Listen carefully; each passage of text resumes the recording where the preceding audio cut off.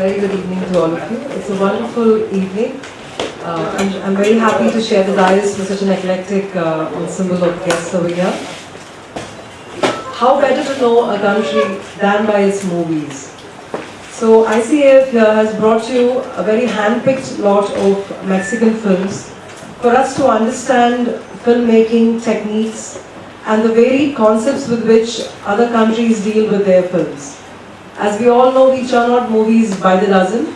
So it's nice to know how, it's like a check for us to know how we stand in the world cinema, to watch these wonderful films. I watched a few. Amores Perez, beautiful.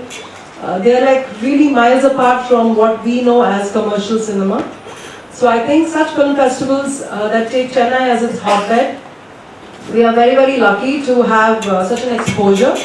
And I really commend ICAF for their effort. It's complete passion for cinema. This would only leave the audience very wise. Thank you very much. Have a wonderful week. Good evening to all.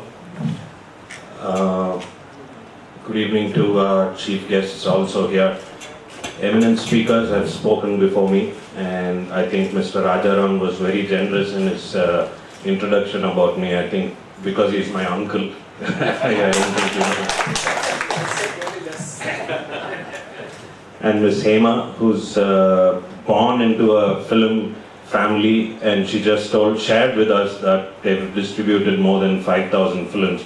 So it's not, I don't think I would do justice to speak about movies after she has done, but I would like to introduce myself, Ram Kumar Varadarajan, who's been appointed as the Honorary Consul for all 5 states with the seat in Chennai, and my duty is to promote trade and tourism ties between both the countries. So if there is anything that I could do to do justice to my job, I would always be there to help you all.